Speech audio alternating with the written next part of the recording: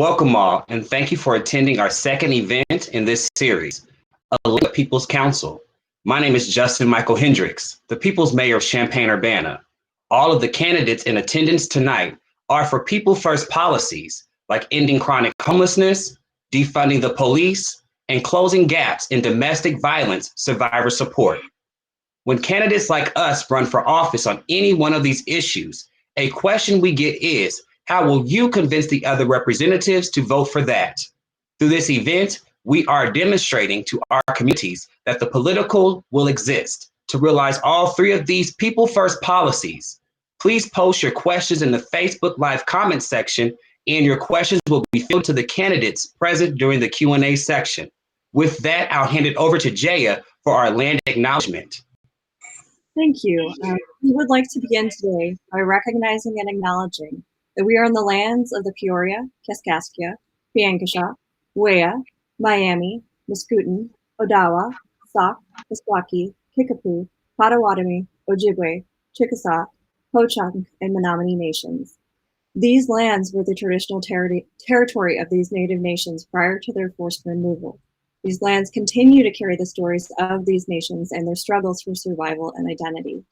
As residents of Urbana and Champaign, and as individuals seeking elected office, we're also obligated to reflect on and actively address these histories and the related contemporary impact of dispossession and colonialization. We begin with this land acknowledgement as a way to remind ourselves that the current conversations are not new. Marginalized communities have been engaged in this dialogue, creating change and uplifting their communities for millennia. We must recognize the role we play and our responsibility to center the voices of the very communities we seek to serve. We would like to thank the staff of Native American House at the University of Illinois at Urbana-Champaign for their guidance drafting this statement, and to name and acknowledge the leadership of Indigenous women more broadly at the university and in this community. And now I'm going to turn it over to Meg for a moment of silence. Thank you, Jaya. In less than a year of the coronavirus pandemic, over 460,000 people were needlessly lost in the United States. We in Illinois were particularly hit hard with over 19,000 people dying. It feels especially important today to acknowledge all of the community members who have lost their lives in the prison industrial complex during COVID and say that we have not forgotten about them. Please join us in a brief moment of silence.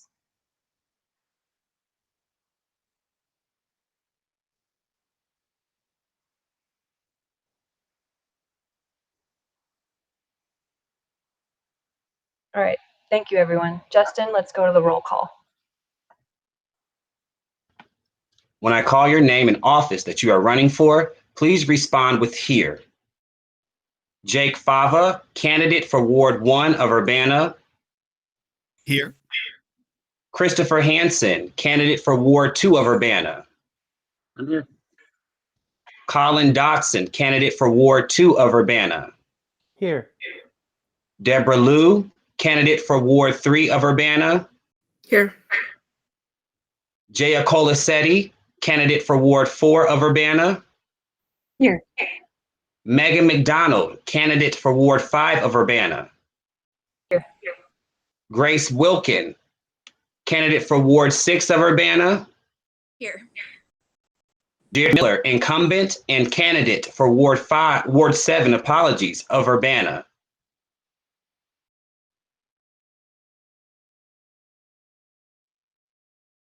I'm here.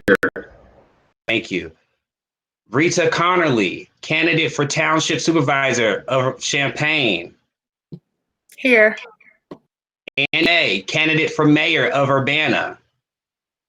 I'm here. Clarissa Nickerson Foreman, incumbent and candidate for District 1 of Champaign. Here. And I am Justin Michael Hendricks, candidate for District 3 of Champaign. Now we'll look at the sample legislation.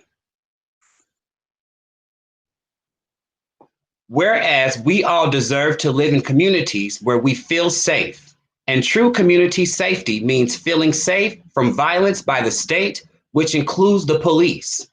And whereas we do not believe the caging and controlling people through the prison industrial system makes our community safe. And whereas we recognize that our communities and society must move beyond the policing and punishment when thinking about community safety so that we can enjoy solutions and interventions that promote dignity, humanity, anti-racism, and freedom from fear. And whereas defunding the police is proposed with redirecting resources from police to programs that enhance community safety without relying on police involvement. And whereas resources redirected from policing can be used for concrete solutions to address and prevent violence through community-based programs that adopt restorative justice, community empowerment, peer mediation, and economic support.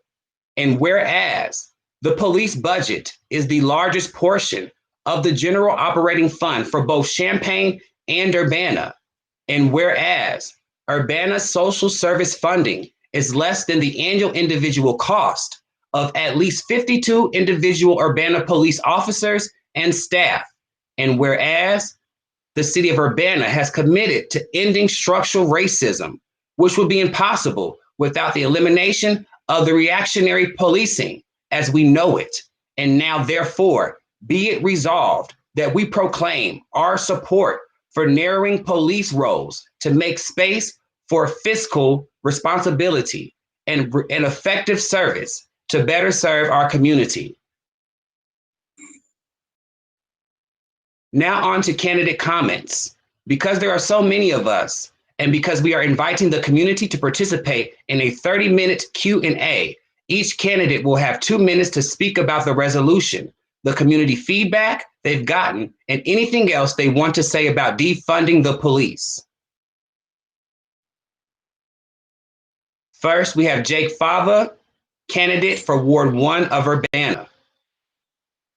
Excellent. Thank you so much, Justin. Hello, everybody.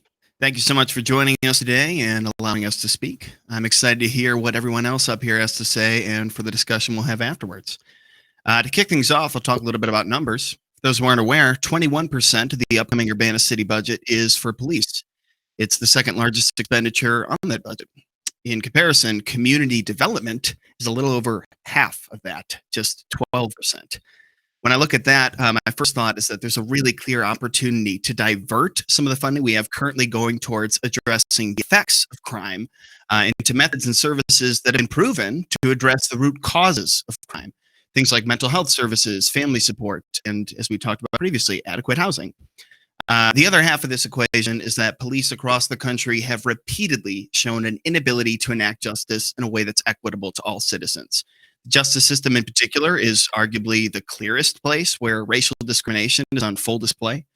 Black and brown citizens are discriminated out and punished at every level of the justice system. It's for this reason that largely symbolic gestures, like the recent Urbana City Council resolution on white supremacy, don't really do it for me. They might be well-intentioned and bring up some great points, but they often fail to see the connection between white supremacy in our founding and the ways that it's persisted and become institutionalized through our systems. Now, there's definitely no one-size-fits-all way to approach defunding the police. Some communities have had success with complete abolishment and replacement with alternative models. For others, it maybe looks like more of a gradual change. Focusing on shifting the responsibilities of police onto other positions or roles. There are a lot of situations police just aren't equipped to deal with properly, and that a social worker or counselor would be much better for. This is that when you only have a hammer, everything looks like a nail adage that you hear people talking about. Anyway, if I'm elected, I look forward to collaborating with the council and the community to start implementing solutions that are right for us. Thank you. Thank you. Next, we have Christopher Henson, candidate for Ward 2 of Urbana. Everyone. So I looked at the resolution, and I think it's important first to note that it is a fairly broad resolution, and I think that's was done to make sure that we captured kind of everyone's comfort level. And I think it's going to be important to become a lot more specific going forward because the public really wants to understand what something like, say, defunding the police means. So I'm the type of person who says, the police have. I would look at it as a budget problem in addition to a civil rights issue and say, like, wow, they really have a lot of money. And I'm looking at the numbers here. And 20 years ago, Urbana Police Department had like 4.3 million. 10 years ago, 8.7 million, and right now they're doing 11.3 million. So they've increased their budget way faster than and it isn't obvious to me, and I think a lot of people, that they're providing a social good for the amount of money that we're giving them. Now, when people talk about defunding the police, some people mean straight out abolishment of the police. And that's a very unpopular viewpoint nationally and locally. I mean, I know some people are into that. I'm not into that.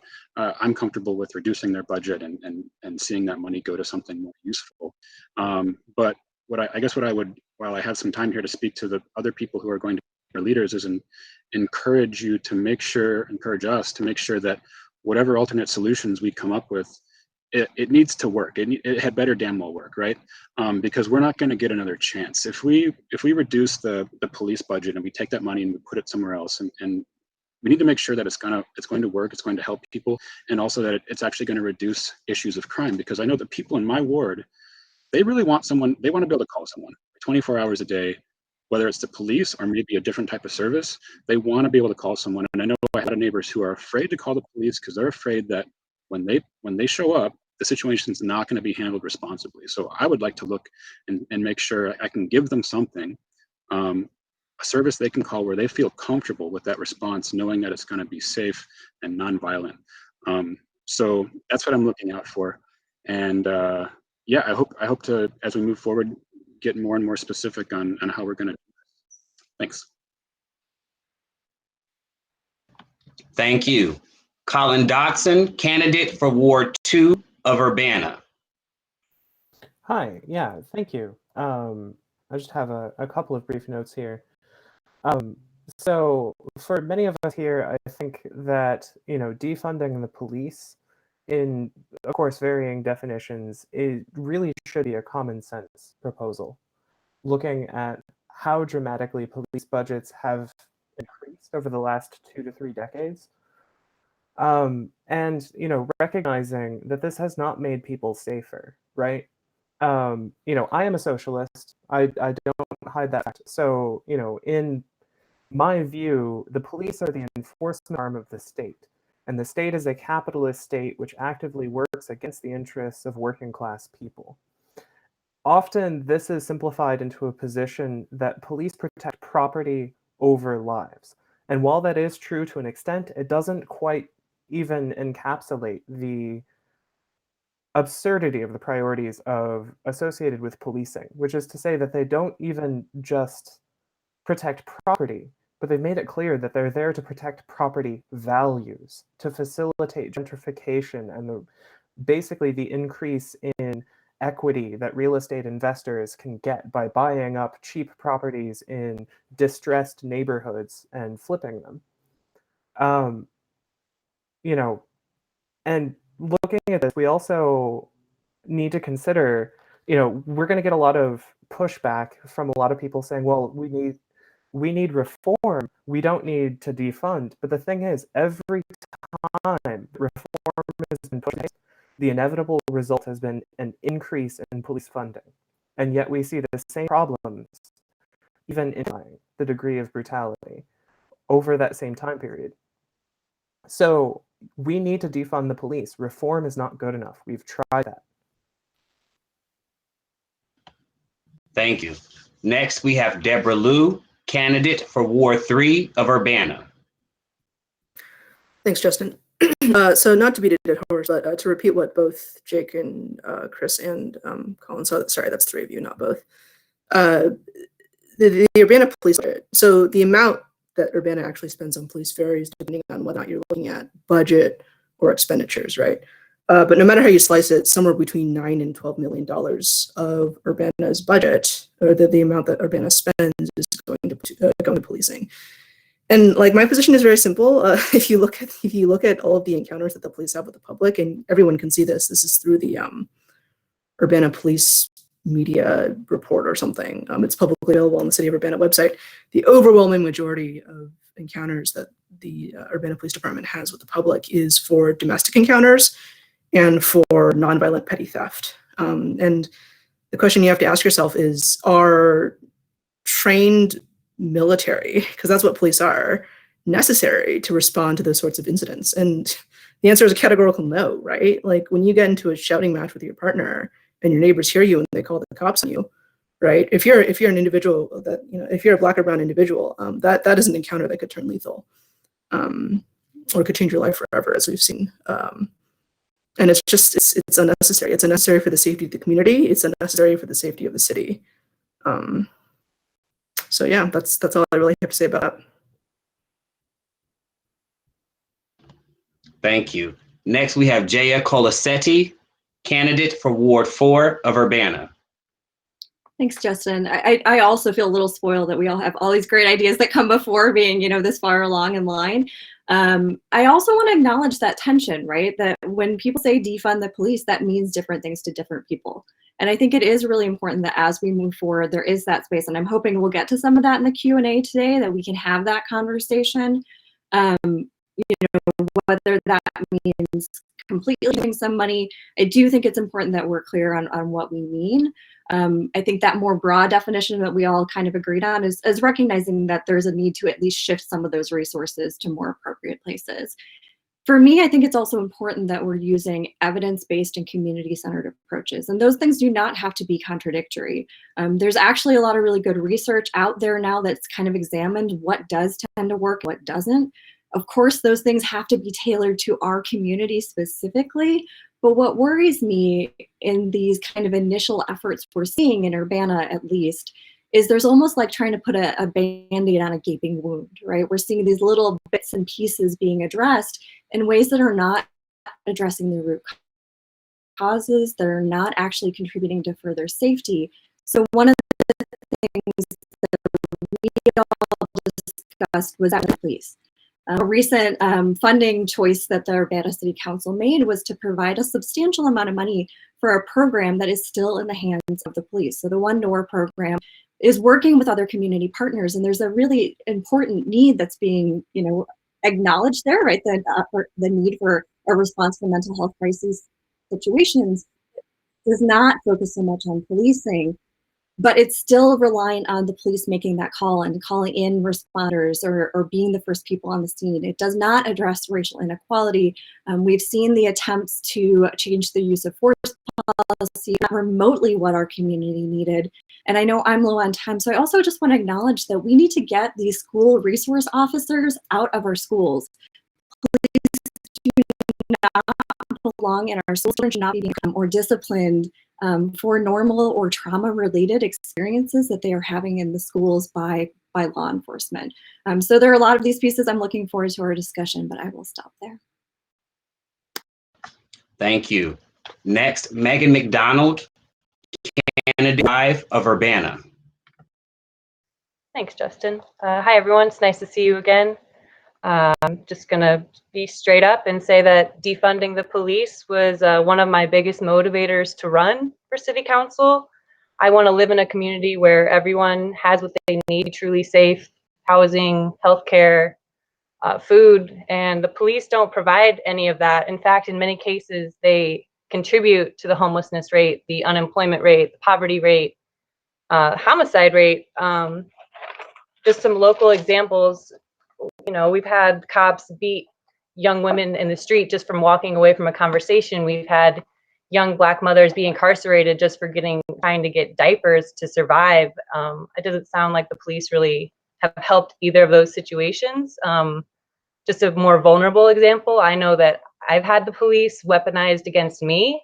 Like, it's just like a threat. Like, I'm going to call the police on you because you're having a mental health crisis. And it's like, I was 17, that's not going to make the situation better for anybody. And I just, these stories aren't new, and they're not uncommon. And this country was founded on genocide and violence, and the history of the police force, it only goes back to around 400 years ago, when they were just, slave patrols, and they were fleets of white men that were appointed to collect slaves and enact violence against people and just defend property and white homeowners. And honestly, a lot of that stuff is still true today. It contributes to the structures in redlining, the resources, the goods, the services that are allowed in certain neighborhoods.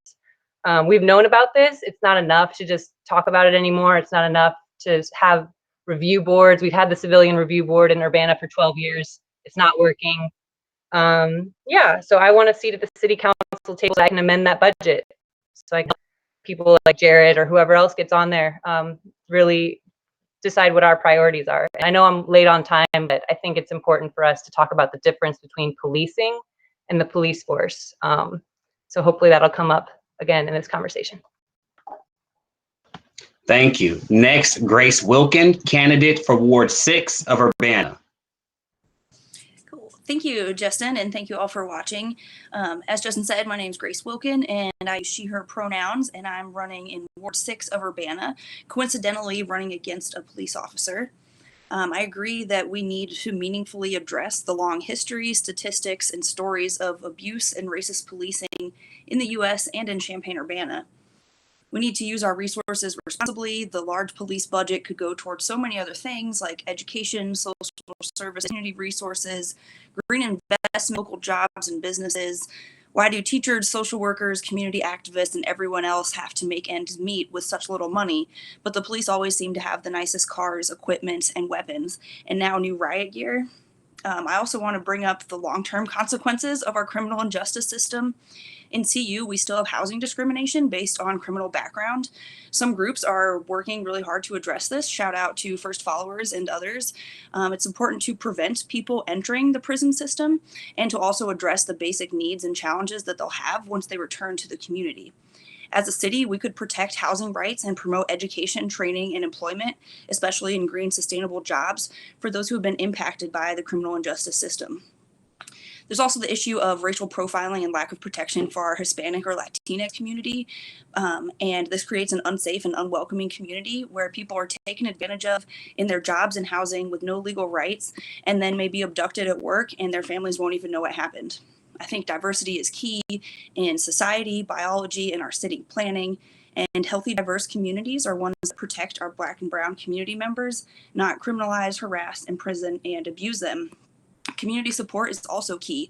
We can work towards an innovative, inclusive model for community safety. And police calls do not need to be handled by police, mainly, many of them, as is now. And there's other options to prevent violence and harm while creating a safe, supportive community. And I look forward to continuing to work with that with you all.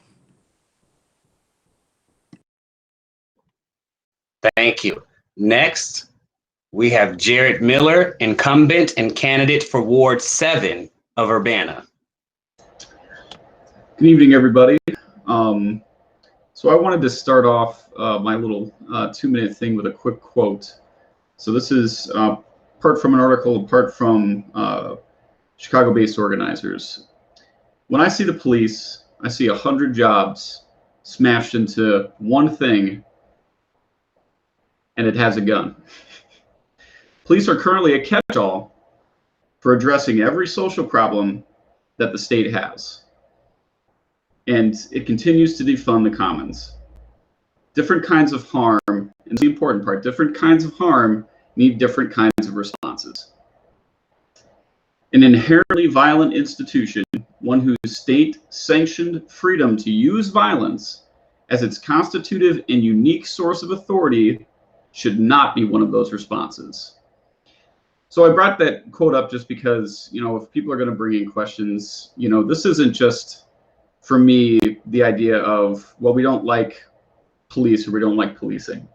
It said our society has fundamentally created a response to harm that occurs when somebody does wrong to another human being, and that we've allowed this system through all of the flaws of our human nature to exist as the primary way that we choose to respond to those things. And, just as simple as, or complex as you like to think about it, the police are just one part of the industrial complex that we choose to use to harm. And when I think about what people say when they say defund the police, what I'm thinking about is, what do we as a society want to use as our tools to deal with harm, to deal with a wrong done on one person to another? And for a really, really long time, this has been the answer. Prison has been the answer. Jails has been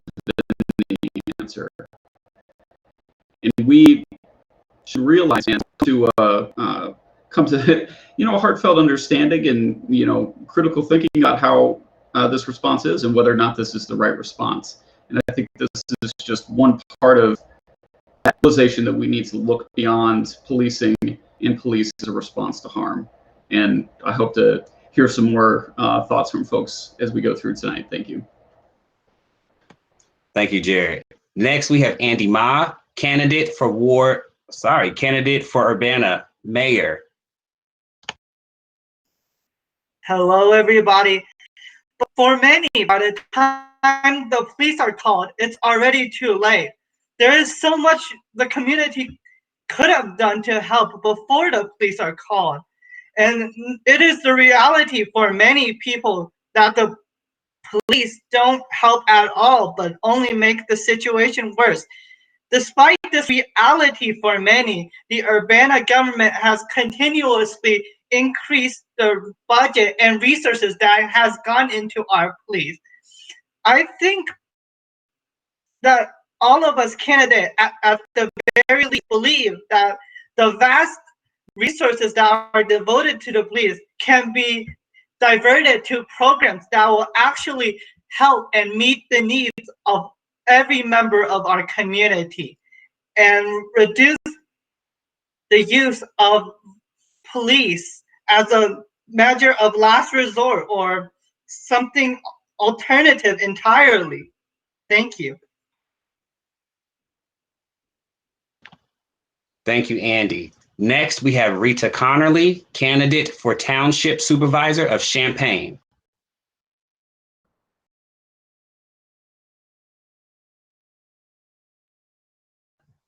You're muted.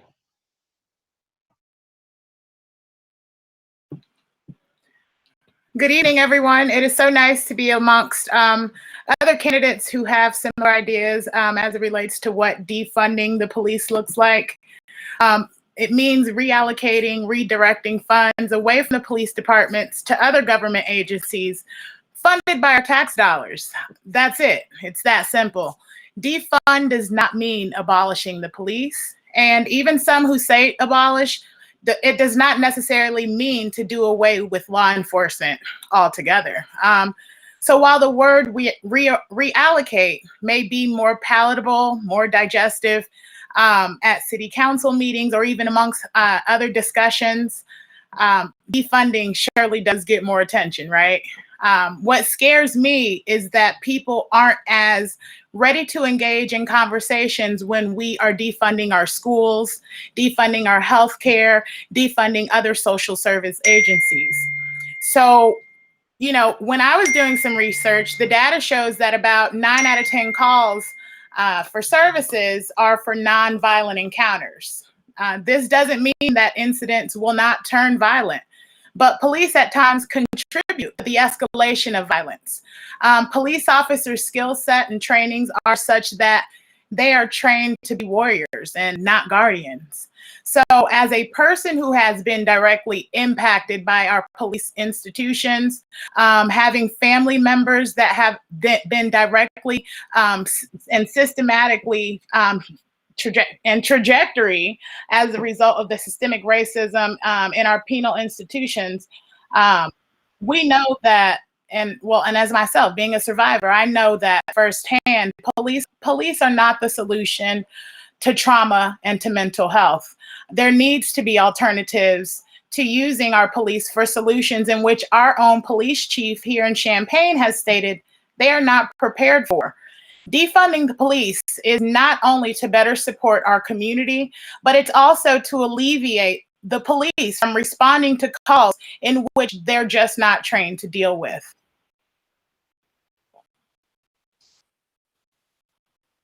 Thank you.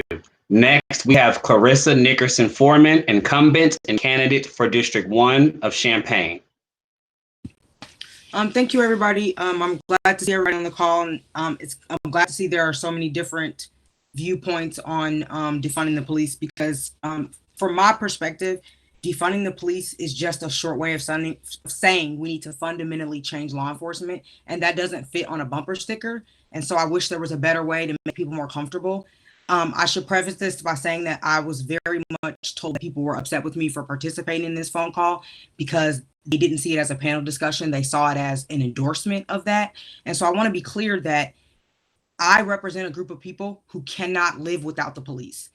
Okay, the number one cause for service in my area are domestic violence. My children hear gunshots several times a week, and I know that Rita's kids live less than a mile from us, so she also understands what I'm saying. It is not a realistic viewpoint because in our neighborhood, if you remove the police, the rich neighborhoods will just hire George Zimmerman, and they will have private security guards, and we will be no better off than we are, currently. So I really want us to talk about the fact of why the police come.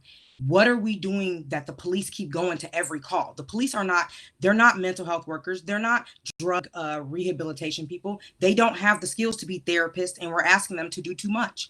But also we're asking them to go from extremes. You're asking the police to go from a high-speed chase to interviewing a rape victim. That's ridiculous. There's no way that a human, because these police officers are human, no matter how much we don't like their jobs, they're human. You cannot expect humans to deal with that type of level. And I have one example for you that recently happened that I feel you all need to hear.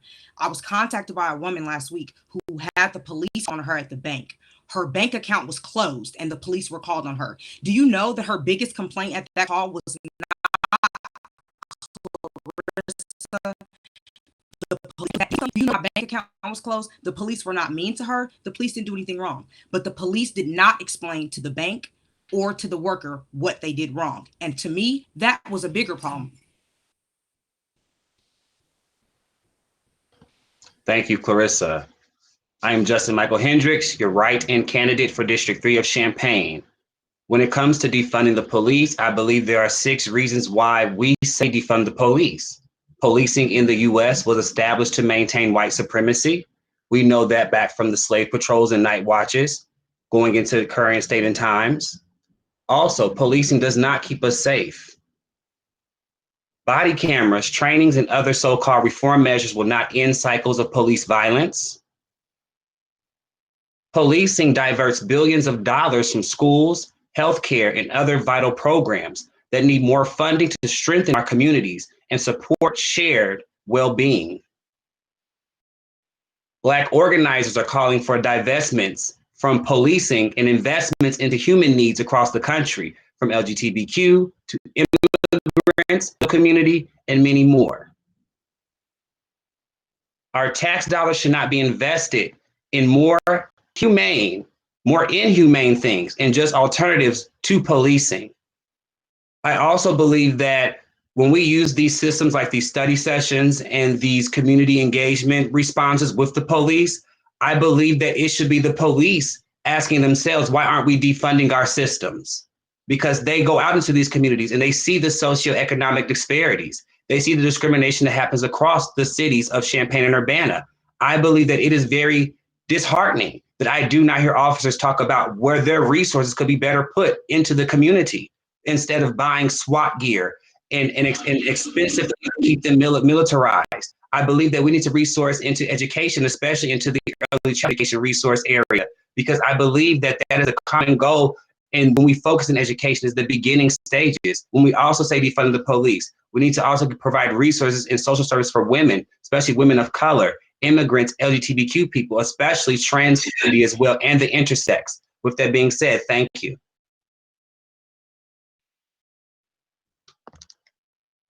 Thank you all. Do I have a motion to approve the resolution? So moved. Is there a second? Seconded. Yeah. All right, I will call you all now. Jake Fava, candidate for Ward 1. It's going to be a yes. Christopher Henson, candidate for Ward 2 of Urbana. Yes. Colin Dotson, candidate for Ward 2 of Urbana. Yes. Deborah Liu, candidate for Ward 3 of Urbana. Yes. Jaya Colasetti, candidate for Ward 4 of Urbana. Yes. Megan McDonald, candidate for Ward 5 of Urbana. Yes.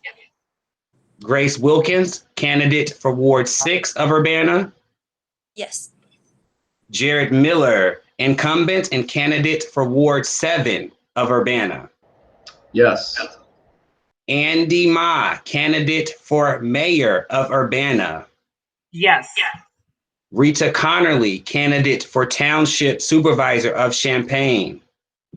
Yes. Clarissa Nickerson Foreman, incumbent and candidate for District 1 of Champaign. Yes. And I am Justin Michael Hendricks, candidate for District 3 of Champaign. I am a yes. Next, we are going to look into our Q&A section. I will ask questions and anyone will be free to disclose an answer. The first question we have is, as far as where the funding goes that is redirected from the police budget, what areas are you looking to direct those funds to?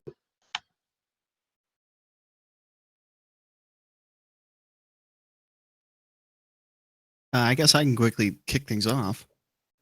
A few obvious places are definitely going to be things we've already discussed and have come up several times here, but definitely mental health services, family support, things like getting folks into adequate housing.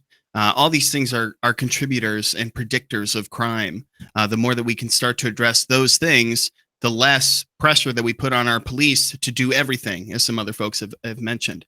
Another definite place is, as again has come up several times today already, but different roles for folks to be responding to calls. Right now, if you need help if you need help in the city, police is pretty much your only option. And we'd love to explore ways that we can introduce new positions, new types of roles that were different to calls that they're better suited to. Thank you. Let's eliminate homelessness with it.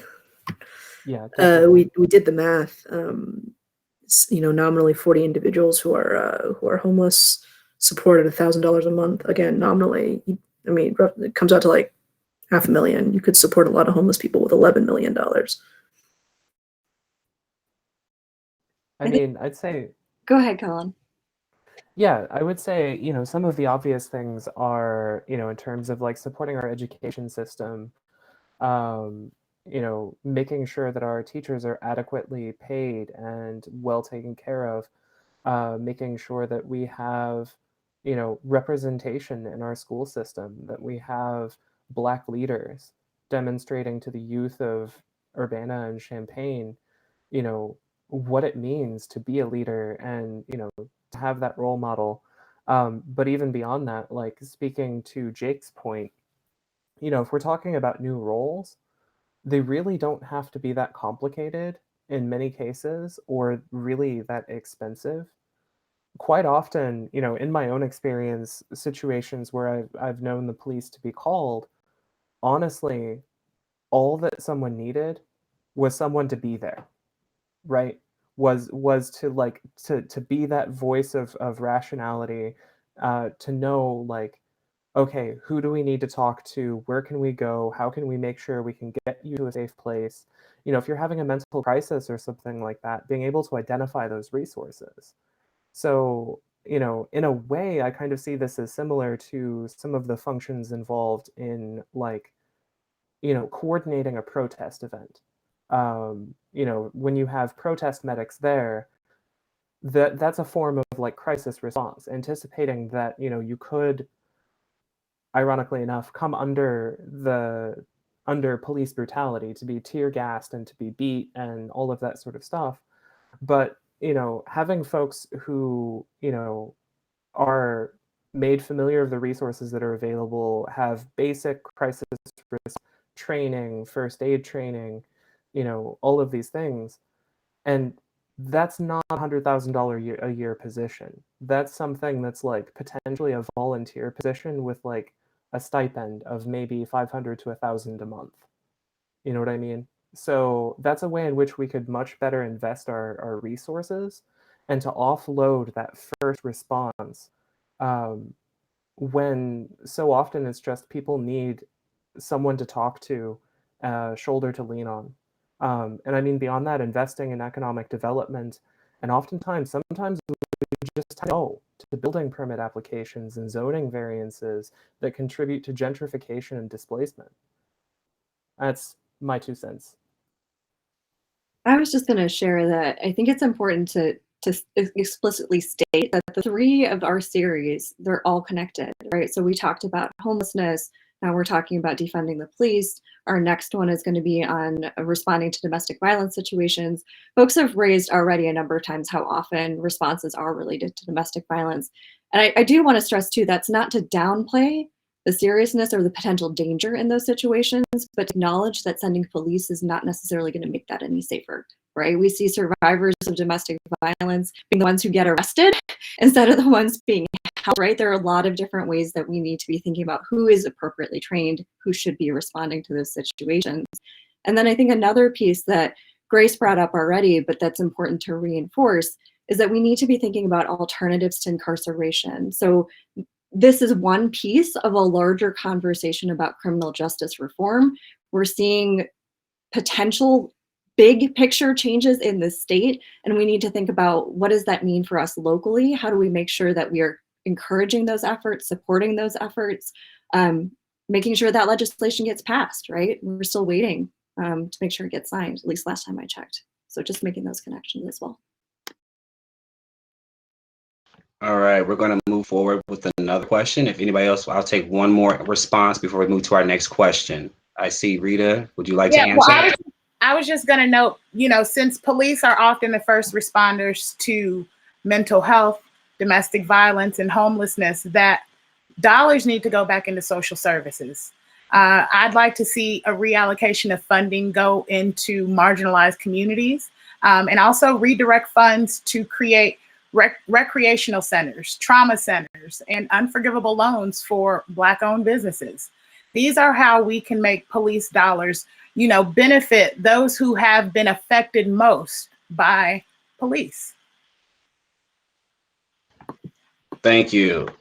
Our next question, how will you accommodate constituents whose viewpoints oppose defunding the police?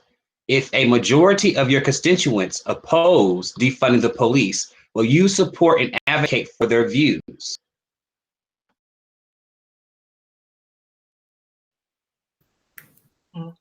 I can say something.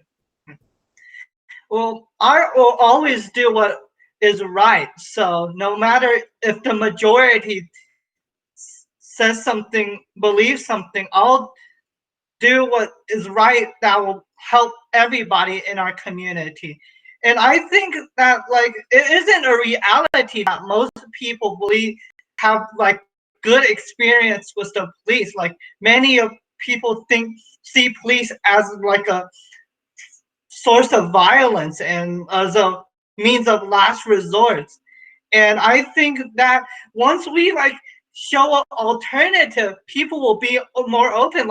Once we get all these alternatives going, people will see that it's working and that it's defunding the police is an actual reality. I think it's also important to kind of address why that would be. I think hearing concern from all our constituents is important for sure. And I think that it's not, a limited pie and only so much for certain people. So I think it's definitely important, to realize why someone would be in support of keeping police, or at least our current system, and I think that there is a way to accommodate some of that to where we're not foregoing public safety or basic traffic laws and things like that, but we're just making sure that we have community support, or if we call people peace officers, that's maybe somewhat remotely what they are. So I think that a lot of the people who might be holding on strongly to police presence might have some of those concerns more so than wanting to keep the exact system that we have now. I also, oh, sorry, Jared, you can. So that's a great question, because that's something I have had to deal with in my position, because there are a lot of people who do not support that idea in a ward, and I've had conversations with many of them. One thing that I think that people need to also understand when they ask that question, because it's a little bit of a loaded question, we live and work in a representative democracy, not a direct democracy. So when you elect somebody I don't take a poll every time I take a position. I don't go out to my community and, have every single person tell me what they do, and then I vote on what the majority says. We put trust in the people that we elect to make decisions that we feel value us. That's why elections matter.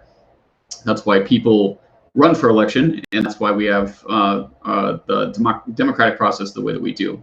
That's not to say, of course, that you should not talk and think critically about your positions and everything that you do. You, of course, should consideration everybody's viewpoints, and I will talk to anybody, and I have in my ward the entire time that I've been elected. But I think that it's a misnomer that people think that, well, if people disagree with what you're doing, that you have to go with what they do. You need to talk, folks. You need to measure things. You need to do what you feel is best as a representative of people in your ward and as a representative and leader in an elected position. So I just wanted to throw that out there. Yeah, and I wanted to build off of Grace's point a little bit, in that when you have when we have constituents in our wards and districts who have a different opinion or approach or position than we do, that's really an outreach opportunity. That is a point at which to have a conversation. And you have to make it clear on both sides going in that, like, only good faith is going to be tolerated, right? Because, like, if somebody's hounding you and way that's very clear that, like, they're trying to gotcha or whatever else, and that goes both ways, like elected officials or community members who just don't like the policies, right? That is an opportunity to sit down and talk and say, okay, well, why is it that you're coming from this kind of perspective? What is your experience here? As well as to share the feedback going the other direction. And it's important to recognize, also talking to what Andy had to say, is that, I don't know about all of you, but I'm not just taking this position because it's a popular catchphrase that came out in 2020, right? This is something that I genuinely believe in, and I mean, on the longer term, I think my thoughts would differ from a lot of folks here, in that on the, like, longer term, broader scale societal change, I would call for abolition of police, but I'm coming from a place where I understand that the total abolition of police is not possible without a radical transformation of society, right? But the thing is, we can get started on that transformation now, and that's a huge part of how we reduce the need and the dependence that we have on police. If we're talking about domestic violence, homelessness, these two issues are particularly closely linked. Consider, how much domestic violence escalates just due to the fact that we have so many folks who are just utterly dependent on a romantic partner for their housing. That housing is not a guaranteed right means, how do you get out of that situation, right? And the longer that someone is in an abusive relationship, the more likely it is that it's going to escalate and escalate and escalate. Whereas if we guaranteed the right to housing to the best of our ability to everyone, if we housed everyone who was homeless, if we had provisions in place to assign permanent housing and transitional housing, especially in the case of domestic violence survivors, it is 10 times less likely that it would ever reach a point where someone armed would have to get involved. And that's true, we're talking all across every kind of economic and social justice issue, that if we address the framework, the foundation of our social relations with each other, and, like, the broader fabric of how society is constructed, then bit by bit, that removes the need for the police altogether.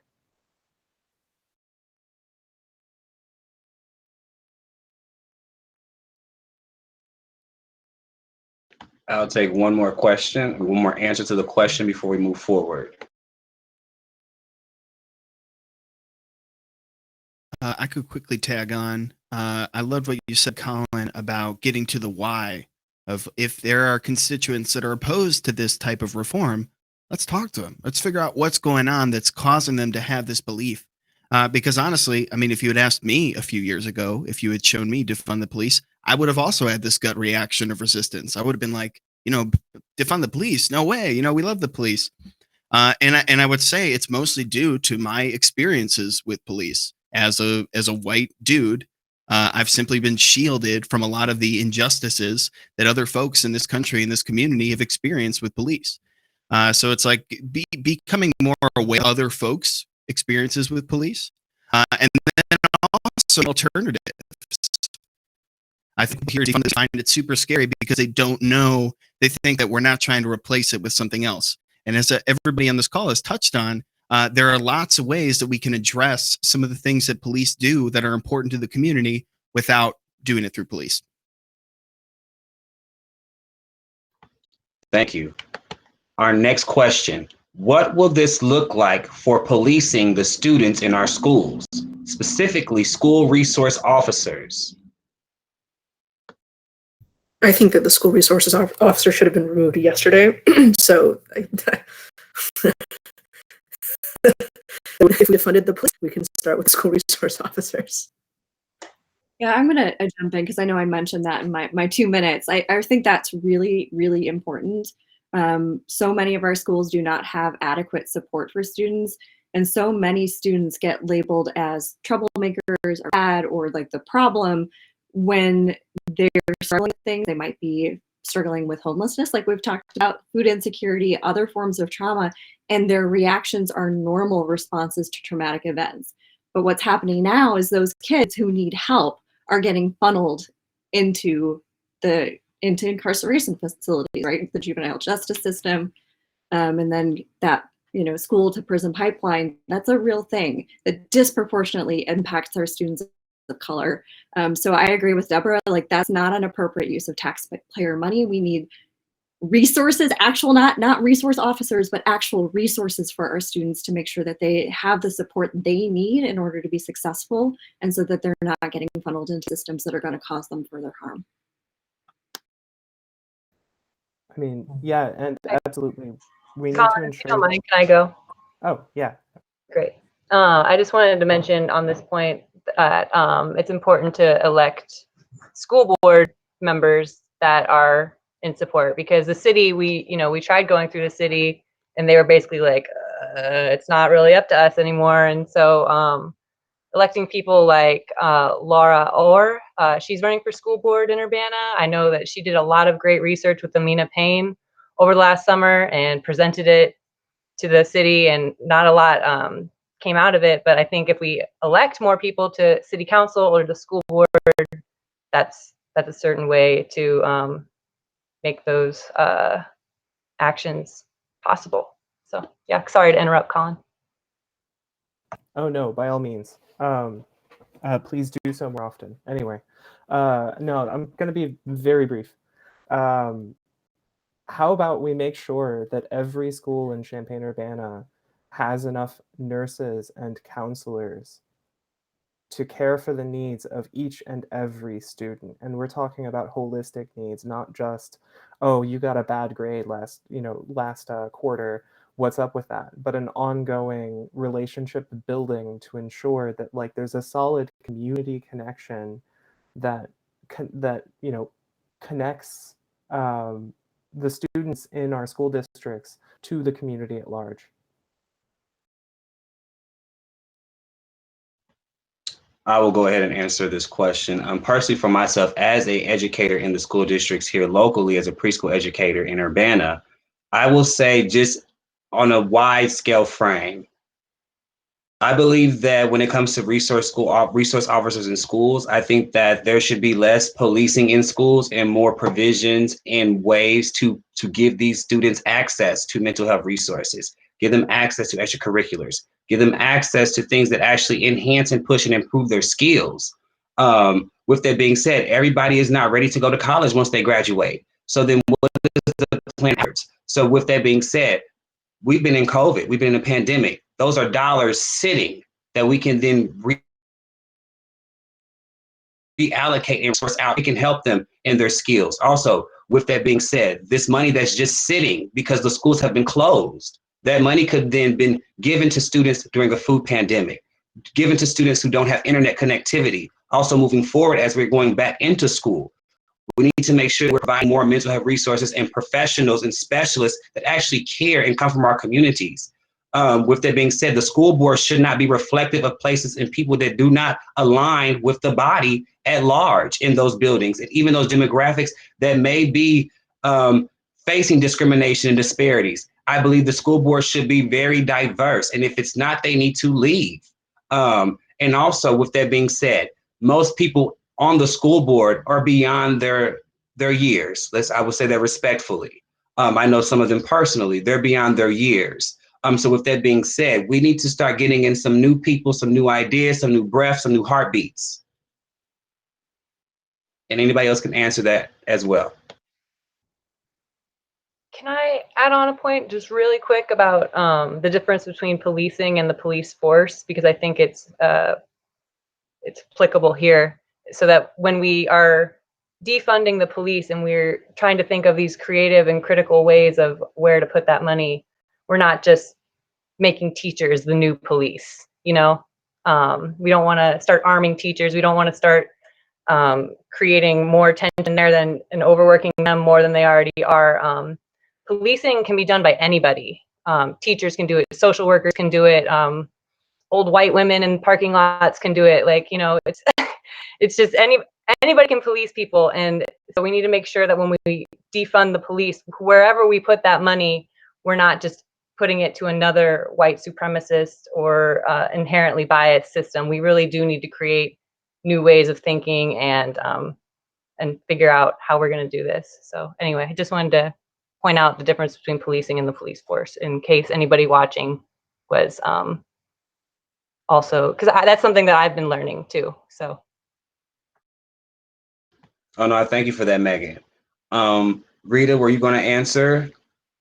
Well, what I was going to say is there needs to be a restructuralization, I think, of our school system, period. And so with that, I also believe that positive relationships, positive environments foster positive behaviors. And so if we can structurally change the environments of our schools, then that ultimately will change the mind. It's a mindset. We have to start, you know, with positive approaches, with empowering our youth, giving them a voice, not trying to fit every kid into a peg, you know, and meeting children and families where they are. I agree with what Colin said. It's a holistic approach, and that it sometimes extends into the family, because while children are coming to school with the expectation of learning, when we have a police officer there, that it can be traumatizing for some children. We don't understand or sometimes know what the dynamics are of the home. And so we have to be intentional when we are, you know, why are the police there in the first place? And so when we're having the conversation around, you know, RSOs, I think we also have to be careful about, you know, just any police officer coming into our schools too, because we have officers who are trained to deal with juveniles, if that's what you want to call them. And so, you know, while I am in agreement with SROs or RSOs being out of the schools, I also think that it has to be strategic. It has to be gradual. We cannot expect it to happen overnight. But when we have budgets that exceed $300,000 for 2 officers in our schools, we really have to look at the whole picture and why are we paying officers, armed officers, to deal with our youth? And again, reassess some of the alternatives to transformative, reformative approaches to dealing with our children and remembering that they are children. Thank you. I think that's very important. Like Rita said, remember that they are children. Remember that. Our next question, the systems of power that our society is based on, like capitalism, white supremacy, requires violence to exist. And the police have become the primary socially acceptable outlet for that violence. No amount of defunding will get rid of this. nor rid us of the systemic need for violence. What is your understanding of the abolitionist movement as a step beyond defunding, reform towards building a society we truly want? Can I just say two things? Dismantling and demilitarizing. I think those are two things that we really need to think about police reform. So that's all that I had, because I know I just was going off on a tangent. So yeah, I actually asked about that before this so that I knew that I had it right, where that slogan, that one came from, the disarm, disempower, disband slogan, because I think that that is a nice like step by step kind of broken down even further of defund the police, disarming them. And the earliest use of that slogan was the Trayvon Martin Organizing Committee. So it's good to know that, and also from the Action Against Black Genocide during the Ferguson Rebellion in 2014. So, you know, this has been, people have been talking about this for a while, and disarming the police is like a #1 step. Like, why do our police officers in Urbana have assault rifles? Why are they applying for $10,000, you know, worth of military gear for riot helmets and all that, like yesterday? Why did they do that? Because they're expecting something, sending some kind of message. Anyway, Justin, if you want to repeat the question, or if you can copy and paste it, it was a long one, so I can't actually read it. Yes, I can repeat it and copy it after I repeat it. So the question is, the underlying systems of power that our society is based on, such as capitalism and white supremacy, require violence to exist. And the police have become the primary socially acceptable outlet for that violence. No amount of defunding will rid us of that systemic need for violence. What is your understanding of the abolitionist movement as a step beyond defunding or reform towards building a society we truly want?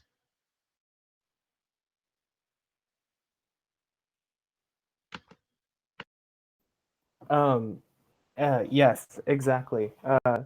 So because the way our society is structured is we live in a predatory social and economic system. Capitalism is a system of, basically predators or abusers in a systematic fashion that ultimately we have. And this is a little bit oversimplified. There's more nuance to it now than there was in Marx's time, but we're talking about class antagonism here, class struggle, because there are, rich non-producers who live off of the labor of everyone else.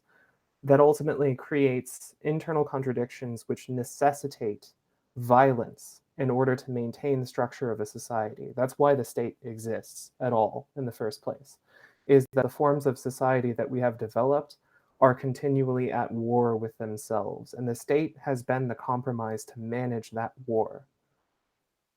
True abolition requires the abolition of capitalism. It requires the abolition of ultimately the state, and it requires the abolition of class. And that must be done from a working class perspective. The vast majority of us, when we're talking about racial justice, when we're talking about criminal injustice system and all of these things, the overwhelming majority of the targets of police brutality, we're talking about Black people, people of color, we're talking about LGBTQ people, the overwhelming majority of every one of these marginalized and oppressed populations, the overwhelming majority is working class by definition, right? And so from that perspective, these are all working class issues, and working class issues are part of all of these issues. And fundamentally, to achieve a truly just and peaceful society, it requires ultimately overturning the entire social system that we live in. We cannot abolish the police and the military in full until we abolish capitalism.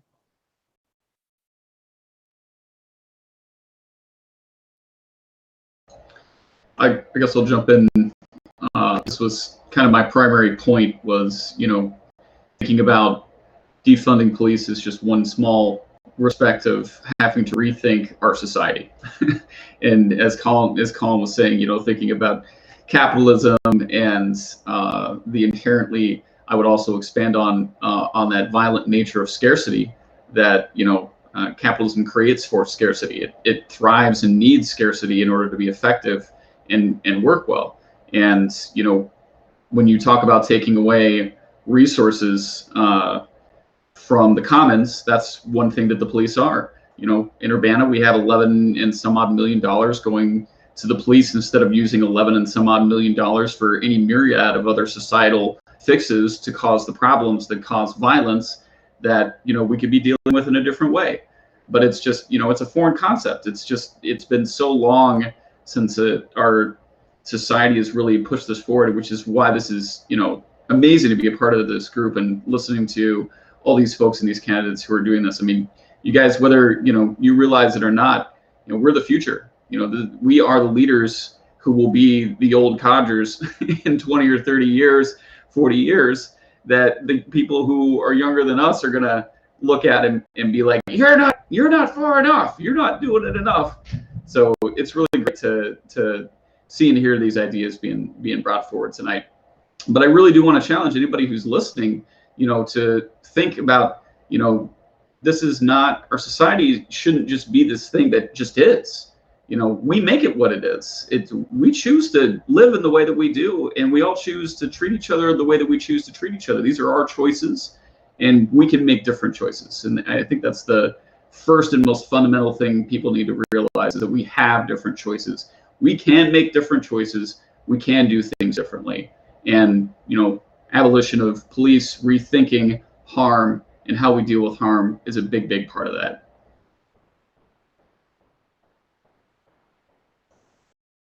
I guess I'll offer some, disagreement. I'm not, maybe it's one of those situations where we have different definitions of capitalism, but I'm running for city council. I'm really excited about entrepreneurs and people starting new businesses and all of those things. So maybe it's just an issue of, Colin is maybe referring to the types of government business in bed with each other connections that are worth disliking. But I guess I would draw a big distinction. We've heard some comments of people talking about the police protecting property with violence, and I think that's true. That happens all the time. But I wonder what exactly that means. And I draw a big distinction between, say, a situation where the state is trying to inflict their rule upon someone. Let's say someone didn't register their car, or their driver's license was, out of date.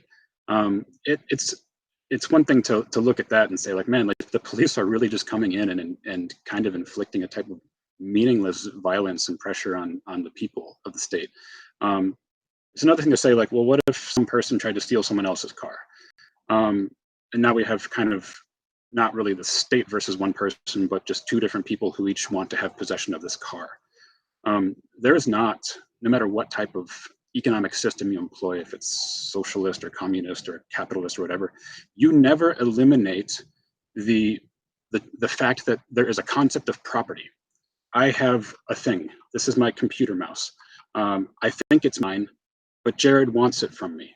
Okay, so because the concept of property exists, the introduction of the possibility of violence over that property is inherently thrust into the human condition. So I guess I'm a little frustrated and confused when we're talking about, issues of property and capitalism, when I'm kind of running to, I'm excited about new businesses starting in Urbana. So I don't know, maybe I'm not understanding what is meant by capitalism in this context, but I'll Sorry, Chris, to cut you off a little bit there.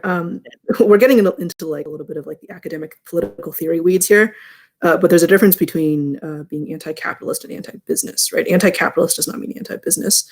In this specific context we're talking about, so like sort of basically, we're against the concentration of power in a small number of people, a small number of institutions that exist to impose violence upon the working class, upon the people, or whatever. That's very different from saying like, oh, Urbana shouldn't support small businesses, because that's like, I mean, they're like totally different conversations. I'm not really read up on my nuances of socialist theory, so if anyone wants to, that's fine. Yeah, but like, right, as long as I'm on the topic, right? So like, complete overthrow of society and like our new world order, like great, amazing, but like the practical essence of it is that local city government, unfortunately, like just doesn't have, like the only reason we even have legal power is because the state government gives it to us.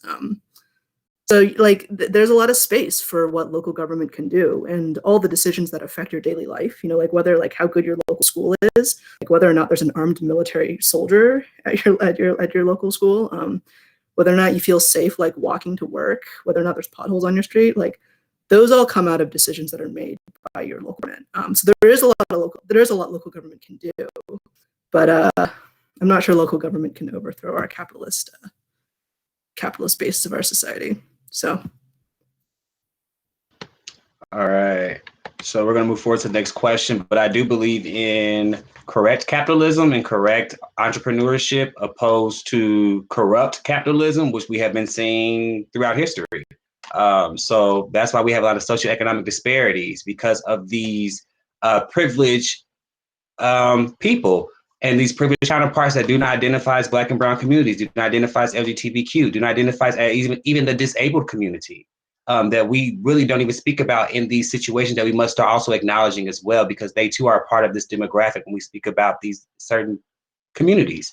So I believe that is what we need to start focusing on as well, as the correct capitalism, correct entrepreneurship, and the correct way of reallocating and resourcing funds and services to people in the community, as opposed to militarizing people who are not here to really protect us at large. Our next question: where do the candidates stand on a police review board? Are they worthwhile? I think a police review board should exist, but it also needs to have power. That is the primary problem with the existing police review board. It's just a bunch of citizens saying stuff, and then city council and the city government just straight up ignores what they say. So it's just lip service. Also, people who have had convictions need to be able to serve. Otherwise, there's a conflict of interest in that all the police have to do to render someone ineligible from overseeing them is to arrest them for whatever crime they can come up with. And also who appoints the people who sit on these boards is very important. And what are the backgrounds of the people appointing and the background of the people who are appointed. And, you know, accessibility. How are we letting people know that there's this review board and how can you participate in it? That's also very important too. To back up on Andy, I do agree with that, because the review boards that I've been seeing in Champaign-Urbana do not look like the communities that they're arresting. So I do want to also state that we need to start having people that look like our communities. I'm pretty sure there's not anybody in District 3 that's on the committee review from Champaign, and that's where most of the major crime is happening in this area, even in Garden Hills. I would say probably in Urbana as well. I'm pretty sure there's not people in those communities where the large crime and arrests are happening that are sitting on these review boards. So we have to start clearing those people out, but also keep people in there that are actually consciously doing the work with compassion, understanding, and willing to work on the side of the people, not a municipality, but an actual serving the people as a public servant.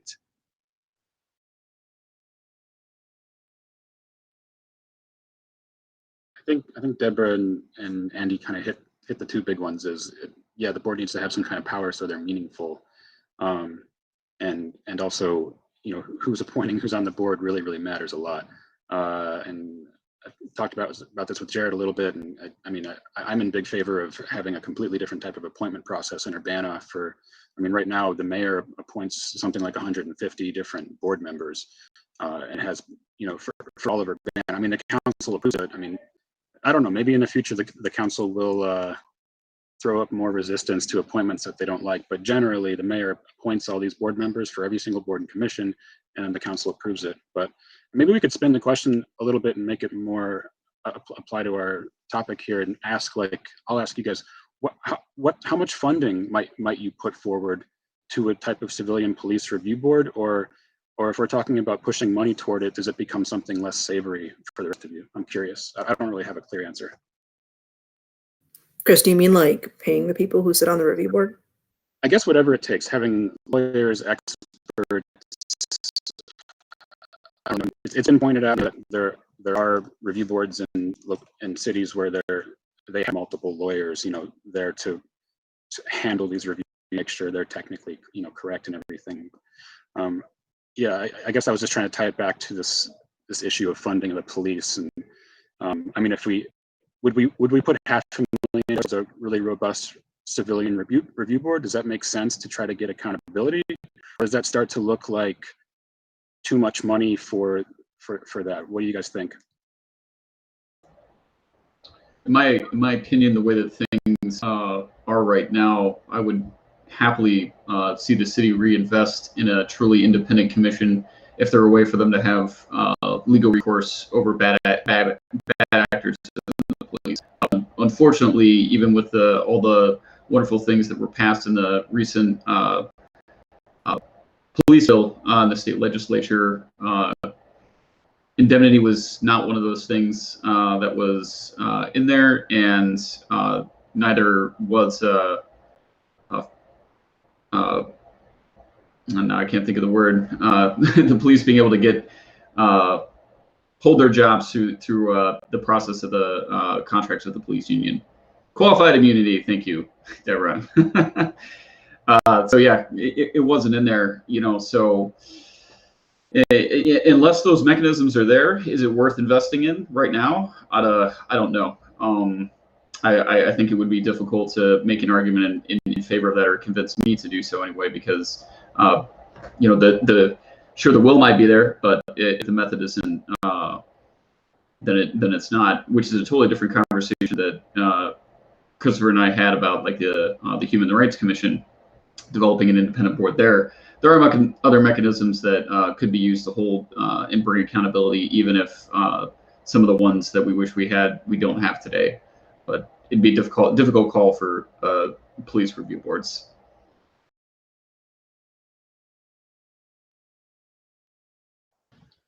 Anyone else before we move to the next question? Megan? Yeah, I don't know about Champagne's. I just know about Urbana's, and I know that the police are pretty involved with the Urbana process. And I just want to say from a standpoint that if you have a complaint against the police, why or how would you feel safe to have a conversation with that police officer? Like, I know that mediation has to be possible at some point, but like, I just think that the process that we have, like Andy said, it's not accessible. It's not advertised. It's not like, hey, more so than not, Urbana wants to pretend that we don't have a problem with the police, and we do. So people don't know about this police review board. And then two, if they do know about it, I just don't understand why or why the police would be involved so heavily in the complaint process. So I guess it's just something to think about their role there too, not just you know what I'm saying? Hopefully that makes sense. Okay. Thank you, Megan. Also, I would say that with a police review board, I don't believe in stacking of people that represent a system that we're already fighting. So I don't need 5 lawyers and then 2 people that also work for the city government on a review board. I also believe that people that are sitting as public servants should not be doing dual business, even if they are sitting on a review board. So we need to also start thinking about that when we're giving out these initiatives, because I also think the mayor should not be recommending people for the review board if she's not actually knowing people that are part of the communities that are being arrested or being high populated of this crime areas. I believe that we need to start filling those seats and being reflective of our society in full capacity and transparency. Our next question is, how will you reach out to engage with the police to ensure productive conversation and problem solving? Justin, I wanted to answer that last question. And then we'll go to the next question right after you're finished. I apologize. Oh, no worries. I just saw in the chat that somebody said something. So in Champaign, as when we originally started the Citizens Review Board, they were supposed to have subpoena power. They're supposed to be completely independent. And in our situation, it seemed that the police were able to kind of narrow it down so much that one, I don't believe enough people are filing complaints for them. Let me backtrack.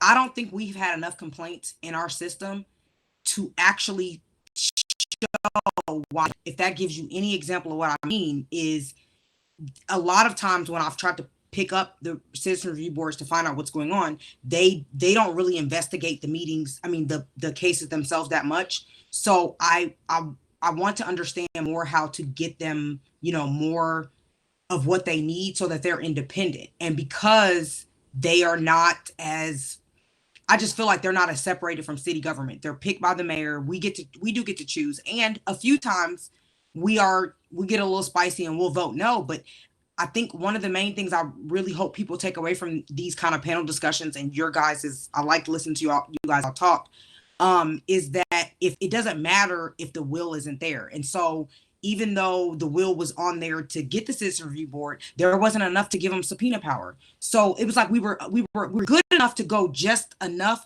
but not to push the envelope. And so I feel like there sometimes their hands are tied, and that, you know, and I can want to save the world to the end of the day and want to do something, but you got to have 4 other people on the Champaign City Council to do something. And I don't even have, you know, 4 people who want to at least change the way we appoint people to boards and commissions. And we're supposed to be having a review. I did a study session request in January. So we're supposed to have a review of the boards and commissions, and then the pandemic hit. So somebody had emailed, and I followed up with the city manager, and she said that it should be coming here before the next council term. So I'm hoping that we can get a better outline of what everybody's intentions are, because the biggest thing I hate is that I don't like to waste people's time. And I feel like that's why people don't file the complaints. I don't feel like it's not happening. I feel like they're not filing the complaints. And so how can you actually change a system or know that it's broken if you can't actually test the system out? And the few times we've tested the system out, it hasn't really, I don't know that the commissioners would say that they felt that they were supported to do the investigation they needed to do. And I don't want to speak for them, but I think if you spoke to the Citizens Review Board members and the Human Relations Commission members in Champaign, I think they would have a different view of that. They feel like we need to be more, the city council needs to be more supportive of the Citizens Review Board, and we need to give them more powers. But the political will isn't there to see value in people's pain. I know that sounds ridiculous. I'm not sure if you guys understand what I'm saying, but there's no political will for people to actually hear what happens. We'll parade you in front of us to prove that the $100,000 we spent on something has mattered, but we won't listen to people who tell us that they've had an issue. And fundamentally, we continue to do that. And then when it's really necessary for us to listen, I just feel like it doesn't go where it needs to go. I'm not even sure if I answered your question, but I don't know if Jared feels the same way, but you kind of feel like you're in a rock and a hard place, because you feel like you need to give them the power, but you single-handedly can't do it by yourself. Thank you for that. I also believe in public officials should always be transparent and truthful. So yes. Our next and last question that I see in the box: contemporary abolitionist theory focuses heavily on not just the absence of police, but the presence of vital systems of support that communities truly need. And this includes meaningful systems of justice that validate the humanity of every person. How can we better explain these views of abolition to the community? I'll jump in just because that was my big topic, and kind of one of the points I was trying to illustrate tonight is when people hear the word abolition, they hear the word defund, they just the reaction is visceral because it's change, it's dramatic change, it's something that they're naturally, especially if there's somebody who supports police or think police are good, or whatever the viewpoint is, which is why I try to redirect that conversation to talk about harm and how we deal with, how we respond to harm that is done in our society. And I think that for me, recently, that's been a really helpful way to try and reframe that conversation with folks. And it's not just it's not a political tactic. It's literally, let's not think pro-police, anti-police. Let's think about what happens when somebody has harm done to them and what should the reaction be. And it is possible that in society there is a place for a response that the police does, but right now they're the only response, and we haven't even tried to consider or work on other ones. And I think that talking with people about that is a good way to help reframe that conversation, to think about things in a perspective that's just not, polar fighting of, I'm for police or I'm against police.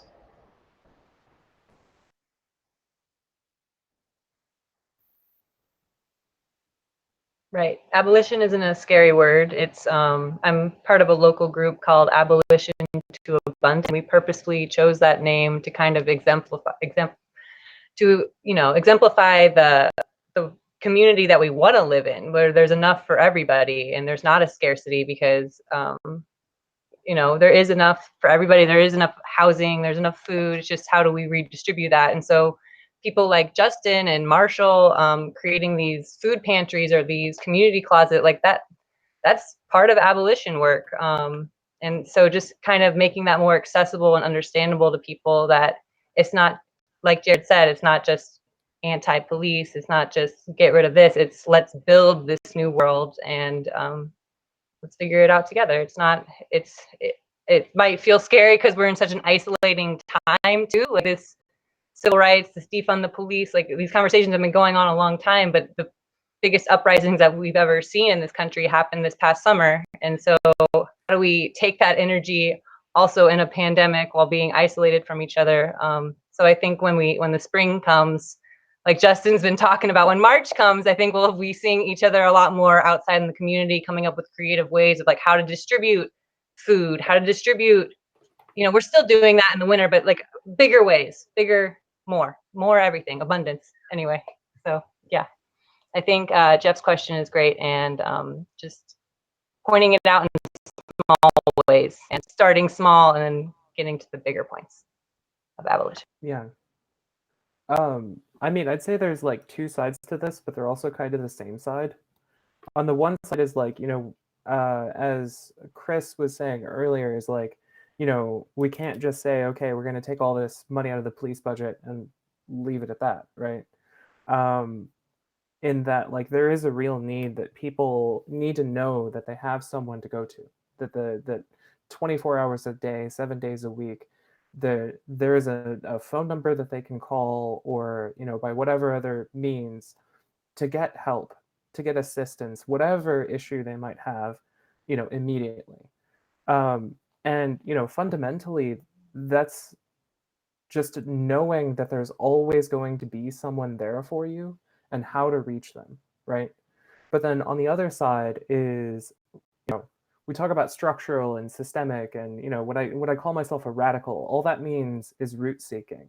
Try to get to the root of the issue, identify what the causes for the challenges that we're facing are, and then we have to look at, why is it that there are 10 times as many vacant, livable, habitable dwellings as there are homeless people, and this same sort of like situation exists with all of the social challenges that we have. And so really, as as we want to talk about, like, as Meg says, abolition to abundance, we already have the abundance. It's about getting the abundance of food to people that are hungry. It's about getting people without stable housing into housing. It's about connecting the abundance that we have with the people who need it. And currently, under our current possible, without dramatically altering the relations of production and the very foundations, the roots of our society. The thing is, like, police brutality and structural injustice, like, this is not an aberration. This is baked into the society that we live in. It's there from the beginning, from, the Pilgrims landing on Plymouth Rock. And the only way that you can root that kind of deeply embedded, I mean, you might call it rot, but the thing is, it's not a bug, it's a feature, is, to radically alter the shape of society and how people relate to each other. And that's not just one-on-one either. I mean, that's a huge important part, but it's like, As communities, how do communities relate to each other? As businesses, how do businesses operate? How do decisions about everything from, production to, dispensing social services, how do these decisions get made, and how can we put the people together in charge of all of the things that affect them in their lives?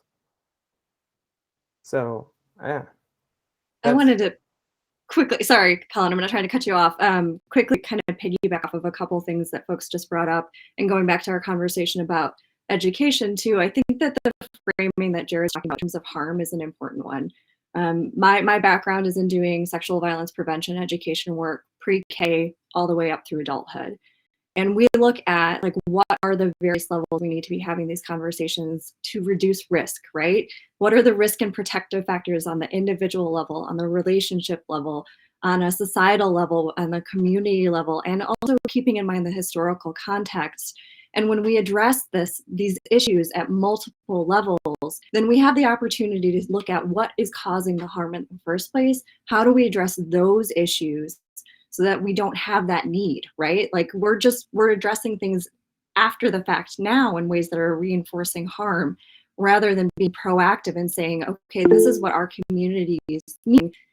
This is how we actually prevent harm from happening in the first place. And creating those strong relationships, those community ties are essential in order to reduce those risks to keep our communities safer. I'll take one more, and then we're going to get ready to wrap up. Maybe. I think also maybe a way to help people think about the abolition work or movement is also just thinking about response and first responders. And already in our system, if someone calls 911, it's not automatically just police. They come pretty much all the time anyway, but most times they're not needed. You really need an EMT or a firefighter or someone to just take a report, or you might, most of the times, a mental health professional. And that I think we already have some of that systems in place. If you just think about like the EMTs that we already have, that's something that's not funded by the cities. The police has this huge budget, EMTs not. They're not paid well, they're not funded well, they're not part of our system, even though they're literally people's lives in these things, versus then the police just show up with guns and kind of stand around and watch them do stuff, and they're getting paid so much and showing up, and it's just like, it was completely unnecessary. Like what I really needed was this thing. I didn't need a bunch of men with guns showing up in the situation. Here's what I actually needed. And we already have some of those systems. So I think it makes sense that we could include that in our other systems and have less police and more of the services that we actually need in first responder situations.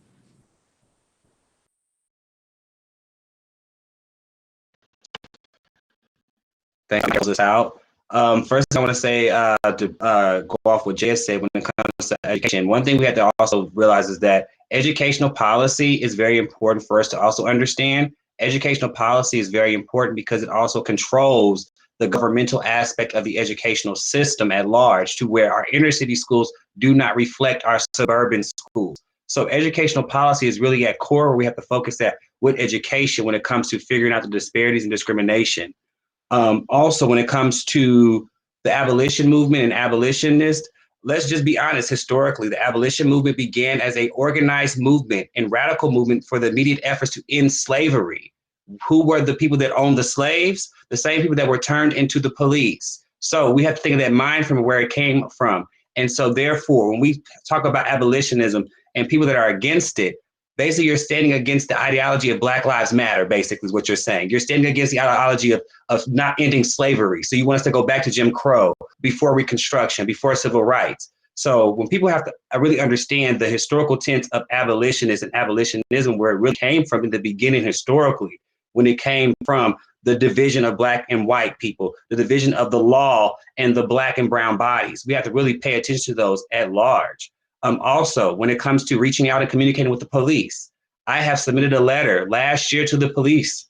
I'm still waiting on a response for a meeting at the table. It still has not happened. So therefore, we have to do things like this, a people city council to then begin the conversation, because we can't get into the police stations or police desks or governmental body tables to then have these conversations. So that's another issue that we have to also realize, is that we try as people in the community and street activists and street people to do the work and communicate with our public officials, with our people who are supposed to protect and serve. However, people might have feel some kind of way, as we say in our neighborhoods. So therefore, they don't want to communicate with us, or we may be too radical, or we may be too provoking for them with certain things when it comes to defunding the police, because we know to them, it means we're taking money from them, which that's not what it's about. It's about those funds and putting them into the system of social services in our community. You're not a service. You're just a person, a part of a system. So you have to start also realizing that as well. That's why I said we don't hear police having these conversations locally about if they could defund the police, what they would do. So that's a question I want to hear from officers. If you could defund the police and your police system, what would you do to best serve your community? We need to start hearing those answers from our officers, from the chief to the sheriff and on down. And if we don't hear those answers, then that's the reasons why we say defund the police. In closing, I want to thank you all and thank all the organizations who have helped to principal and host and support this evening, including Central Illinois News, UIUC Young Democratic Socialists of America, and the Champaign County Anti-Racist Coalition. I do want to remind everyone that the primary elections are going on now through February 23rd. Make sure you go out and vote and support your favorite candidate or a public servant official that's already in office. I want to thank everybody here. My name is Justin Michael Hendricks. Thank you all, and good night.